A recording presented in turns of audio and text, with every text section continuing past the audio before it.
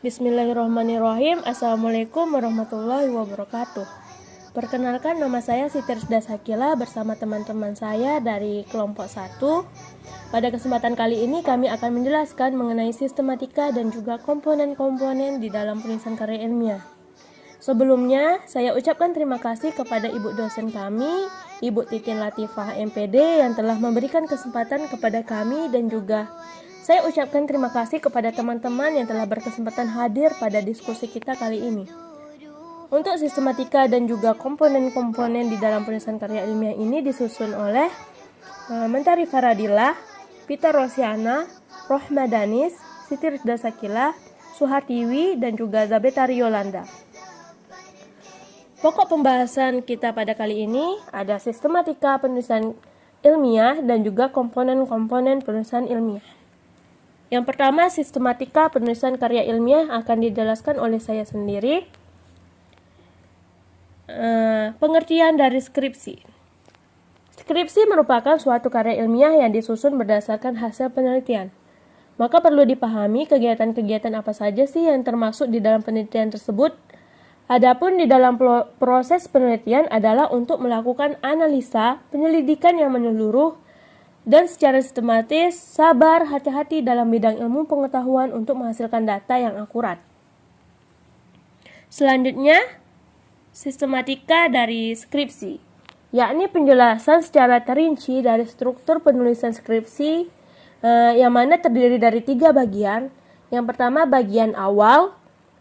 Yang kedua, bagian tengah atau inti, terdiri dari 5 bab. Dan yang ketiga, bagian akhir, yang terdiri dari daftar pustaka dan juga lampiran. Selanjutnya, bagian awal sistematika skripsi. Bagian awal sistematika skripsi terdiri dari 11 bagian. Yang pertama ada halaman judul, yang kedua lembar dari persetujuan, yang ketiga lembar pengesahan, yang keempat moto dan lembar persembahan, yang kelima lembar pernyataan, yang keenam halaman abstraksi, yang ketujuh halaman kata pengantar, yang kedelapan halaman daftar isi, yang kesembilan halaman daftar tabel, yang kesepuluh halaman daftar gambar, yang kesebelas daftar lain sebagainya, itu pun jika perlu.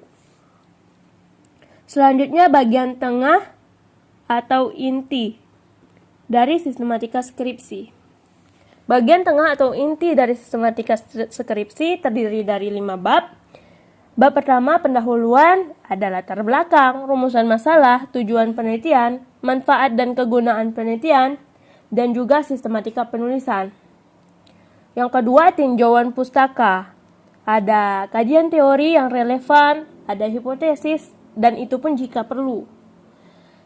Yang ketiga, ada bab 3-nya metodologi penelitian, ada pendekatan dan juga penelitian, ada rancangan penelitian, populasi dan sampel atau subjek penelitian atau objek penelitian ataupun sumber data. Selanjutnya ada data dan instrumen, ada teknik pengumpulan data, ada teknik analisis data.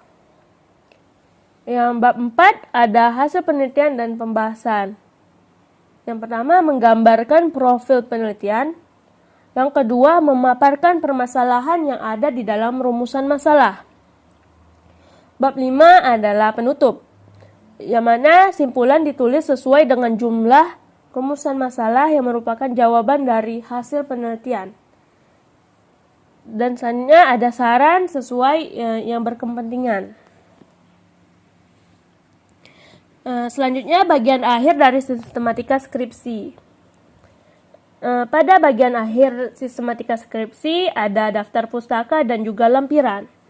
Daftar pustaka berisi daftar referensi, buku, jurnal, majalah, internet, dan lain sebagainya yang digunakan di dalam penulisan penelitian. Sedangkan lampiran yakni penjelasan tambahan yang dapat berupa uraian, gambar, perhitung-hitungan, grafik, tabel yang merupakan penjelasan rinci dari apa yang disajikan di bagian-bagian terkait sebelumnya. Baiklah, materi selanjutnya mengenai sistematika penulisan skripsi akan dijelaskan oleh Mentari Faradila. Kepada Mentari Faradila dipersilakan. Baiklah, saya Mentari Faradila akan melanjutkan penjelasan dari Rizda, yaitu tentang sistematika penulisan skripsi. Nah, pada sistematika penulisan skripsi ini ada pada bagian awalnya, yaitu ada halaman judul, lembar persetujuan, pengesahan, moto dan persembahan, lembar pernyataan, abstraksi, halaman kata pengantar, daftar isi, daftar tabel, daftar gambar, dan daftar lainnya jika diperlukan. Kemudian pada bagian tengah, yaitu bagian intinya, itu terdapat bab pendahuluan yang biasanya itu ada latar belakang, rumusan masalah, tujuan penelitian, manfaat, kegunaan, serta sistematika penulisan. Kemudian bab kedua ada tinjauan pustaka, di dalamnya ada kajian teori, kemudian hipotesis jika diperlukan. Bab ketiga yaitu metodologi penelitian, yaitu terdapat pendekatan dan jenis penelitian, rancangan, dan lain-lain sebagainya.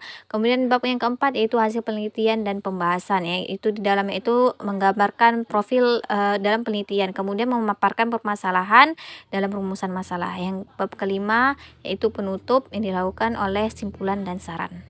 Selanjutnya ada penelitian kualitatif. Penelitian kualitatif ini terdapat ada bagian bab pertama pendahuluan, yaitu di dalamnya terdapat konteks penelitian, fokus penelitian, tujuan, kegunaan, dan penegasan istilah. Bab yang kedua yaitu kajian pustaka. Di dalamnya ini terdapat informasi yang mendukung gambar umum tentang fokus penelitian. Kemudian bab ketiga yaitu metode penelitian. Langkah penelitian ini meliputi pendekatan, jenis, kehadiran, waktu, sumber, pengumpulan data, analisis data, dan pengecekan keabsahan data dan tahapan penelitian. Kemudian pada bab keempat yaitu hasil penelitian, yang di dalamnya itu memuat pemaparan data hasil penelitian yang terkait terhadap teori yang dibahas. Kemudian bab kelima yaitu penutup. Kemudian selanjutnya lagi ada bab pendahuluan juga ini. Ada latar belakang masalah, rumusan, tujuan, dan lain sebagainya. Nah, pada bab kedua yaitu ada kajian pustaka, yaitu memuat deskripsi teoritis tentang objek yang diteliti dan argumennya. Kemudian bab tiga yaitu mencakup rancangan penelitian, populasi, dan sampel instrumen, dan teknik analisis data. Bab yang keempat yaitu memuat hasil analisis data dan pembahasan menguatkan teori dan atau meragukan kebenaran teori. Bab yang kelima yaitu penutup. Kemudian selanjutnya ada penelitian gabungan. Dalam penelitian gabungan itu terdapat bab pertama yaitu pendahuluan. Nah, pada dasarnya bagian pendahuluan ini sama dengan penelitian kualitatif dan kuantitatif. Hanya saja pada latar belakang masalah, pada bagian ini itu ditekankan pada penjelasan masalah-masalah yang ada di kelas. Tingkat keseriusan masalah tersebut sehingga perlu dapat dikembangkan suatu strategi untuk mengatasinya. Kemudian selanjutnya ada bab kajian pustaka. Nah, kajian ini dikuatkan untuk temuan-temuan penelitian sebelumnya yang relevan. Selanjutnya bab ketiga yaitu metode penelitian. Metode ini mencakup rancangan penelitian, tempat dan subjek penelitian, serta persiapan pelaksanaan penelitian. Bab yang keempat yaitu hasil penelitian. Bab yang kelima yaitu penutup. Selanjutnya yaitu penelitian syariah hukum noratif. Nah, di sini di dalamnya itu terdapat bab pertama pendahuluan, kemudian bab 2 tinjauan pustaka. Ini dalamnya ini berisi teori-teori intern tentang hukum seperti undang-undang, peraturan pemerintah, serta dibuktikan melalui pasal-pasal. Kemudian bab yang ketiga yaitu metode penelitian.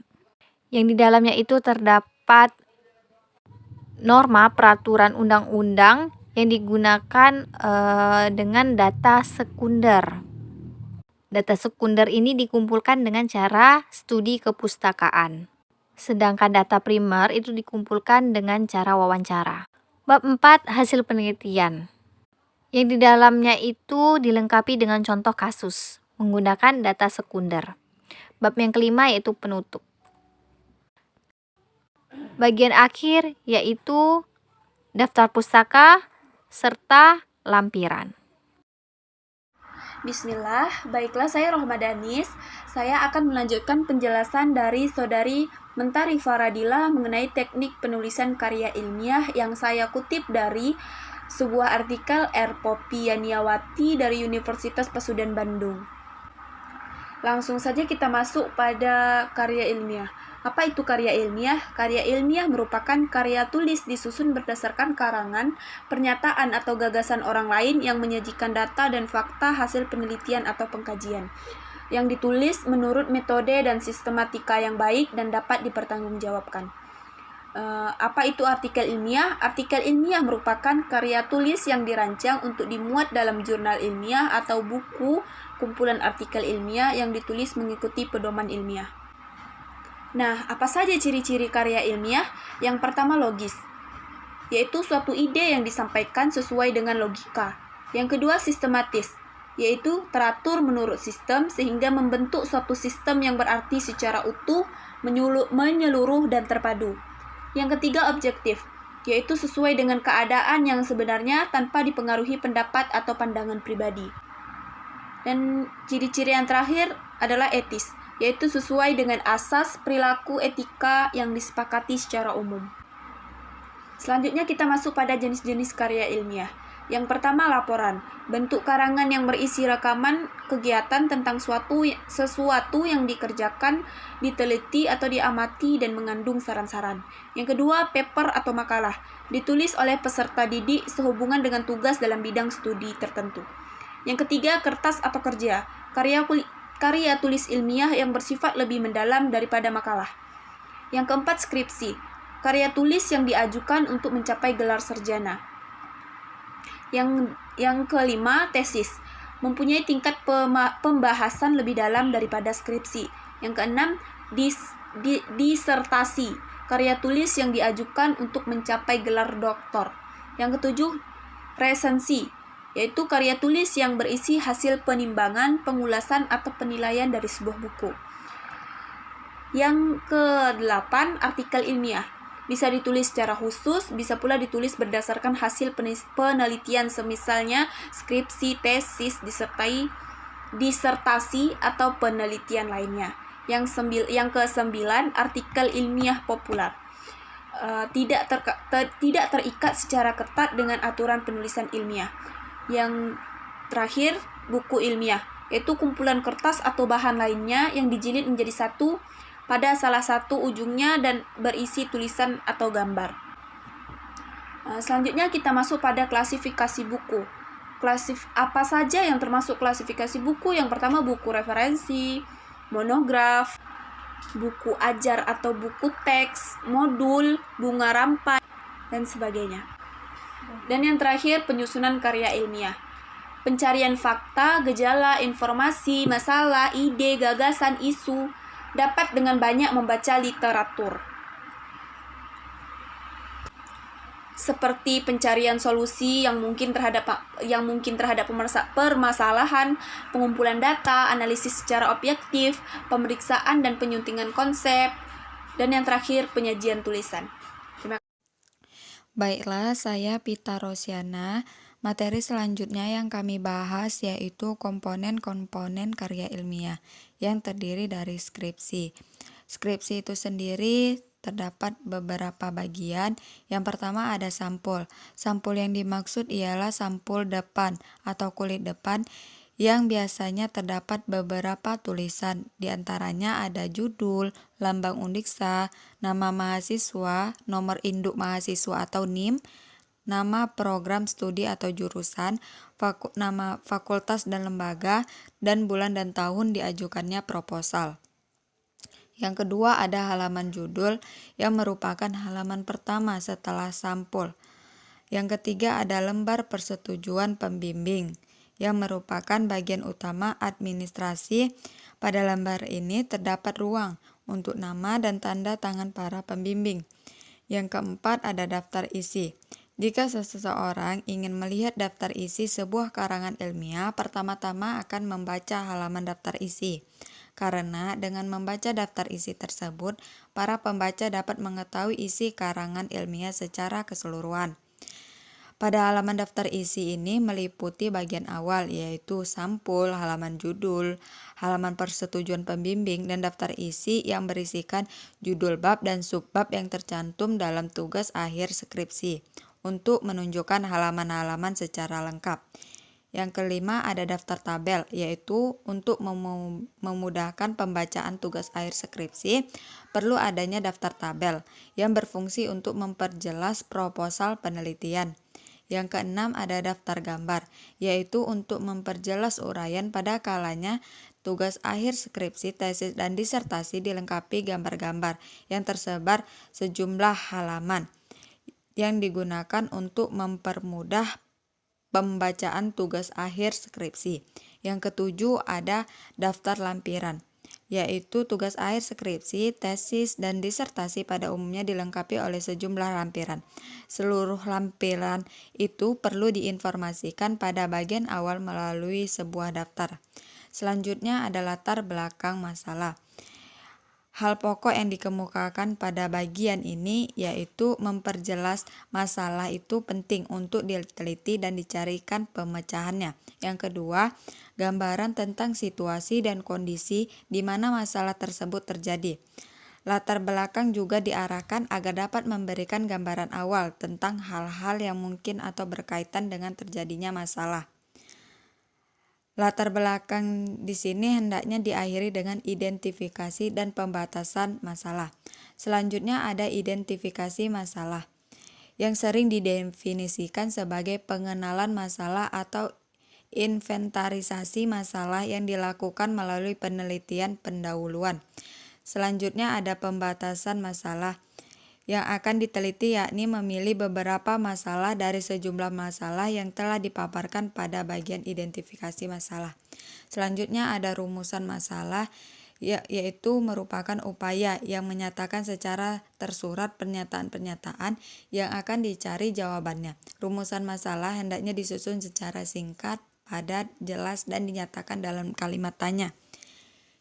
Selanjutnya ada tujuan penelitian, yaitu mengungkapkan sasaran yang ingin dicapai dengan dilakukannya penelitian terhadap masalah yang telah dikemukakan pada bagian sebelumnya. Isi dan rumusan tujuan penelitian mengacu pada isi rumusan masalah penelitian. Selanjutnya ada manfaat penelitian. Kegunaan atau manfaat baik secara teoritis, pengembangan iptek maupun secara praktis yang dapat dipetik oleh pihak-pihak terkait atau perseorangan, kelompok, masyarakat, organisasi, lembaga, atau instansi pemerintah dan lembaga instansi non-pemerintah. Selanjutnya ada kajian teori pustaka. Bagian yang terpenting dalam segala jenis penelitian ilmiah yang mencangkup sebuah bidang ilmu. Kajian teori atau pustaka sebagai landasan atau bahan dalam penyusunan instrumen penelitian. Berdasarkan kajian sumber-sumber pustaka yang jumlahnya memadai, lebih-lebih memuat teori-teori yang dikembangkan oleh para peneliti lain. Peneliti dapat merumuskan hipotesisnya secara lebih mantap. Baiklah, saya Suhartiwi akan melanjutkan penjelasan dari Pita Rosiana. Metode penelitian. Metode penelitian mengacu pada prosedur dan pelaksanaan penelitian. Metode penelitian ini haruslah konsisten dengan metodologi yang dianutnya. Metode penelitian mengacu pada langkah-langkah pokok yang ditempuh dari awal penelitian sampai dengan analisis data. Hal-hal yang dibahas di dalam bagian metode penelitian ini, pertama ada rancangan penelitian. Rancangan penelitian ini bisa kita pahami sebagai desain atau sketsa sebagai rencana peneliti. Yang kedua ada subjek penelitian, populasi dan sampel. Subjek penelitian, orang atau kelompok atau individu yang menjadi sasaran peneliti disebut dengan subjek penelitian. Dan apabila seluruh subjek penelitian diteliti maka disebut dengan populasi. Dan apabila sebagian saja subjek penelitian yang diteliti disebut dengan sampel. Yang ketiga ada definisi operasional variabel penelitian.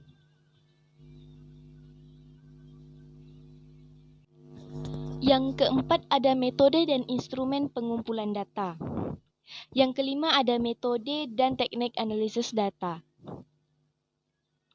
Itu tadi adalah bagian-bagian dari metode penelitian. Selanjutnya, jadwal penelitian. Jadwal penelitian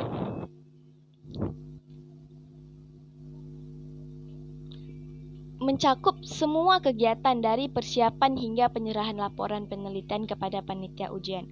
Jadwal penelitian ini disajikan dalam bentuk tabel. Selanjutnya, ada daftar rujukan. Daftar rujukan yang merupakan sumber referensi yang dirujuk dalam seluruh kegiatan penelitian tersebut. Di dalam daftar rujukan mengandung unsur nama pengarang, tahun terbit, judul buku atau artikel, kota tempat buku diterbitkan, serta nama penerbitnya. Dan yang terakhir ada lampiran. Yang dimaksud dengan lampiran ialah semua hal yang melengkapi penelitian. Misalnya instrumen penelitian, hasil analisis, statistik, surat-surat, dan perangkat penelitian lainnya yang harus dilampirkan. Saya Zabetari Yolanda akan melanjutkan penjelasan dari Suhartiwi, yaitu bagian dari komponen-komponen artikel jurnal ilmiah. Adapun jurnal ilmiah adalah tulisan atau karya tulis yang merupakan hasil pemikiran atau hasil penelitian yang berisi informasi faktual dan menarik pembaca yang dimuat dalam media massa cetak khusus atau jurnal. Adapun komponen terdiri dari judul, di mana judul tidak boleh memiliki makna ganda. Judul juga tidak boleh lebih dari 12 kata berbahasa Indonesia. Disarankan tidak boleh lebih dari 10 kata jurnal berbahasa Inggris. Judul ditulis di tengah atas halaman menggunakan huruf kapital dan dicetak tebal. Adapun komponen yang kedua yaitu nama penulis. Hendaknya tidak disertai gelar, namun boleh disertai lembaga tempat bekerja. Dan yang kedua yaitu jika penulis berjumlah lebih dari 1 orang, maka cantumkan semua nama lengkapnya. Di bawah nama lembaga dapat pula dicantumkan email dari penulis atau lembaga tersebut. Adapun komponen yang ketiga yaitu abstrak dan kata kunci. Abstrak berisi tentang istilah-istilah yang mewakili konsep-konsep dasar yang terkait dengan ranah permasalahan yang dibahas dalam karya ilmiah. Adapun bagian yang keempat yaitu body. Bagian body terdiri dari 7 bagian, yaitu ada pendahuluan, inti materi, metode, hasil penelitian, pembahasan penelitian, penutup, simpulan dan saran, serta daftar pustaka. Itulah tadi penjelasannya, lebih dan kurang saya mohon maaf. Wabillahi taufik wal hidayah. Assalamualaikum warahmatullahi wabarakatuh.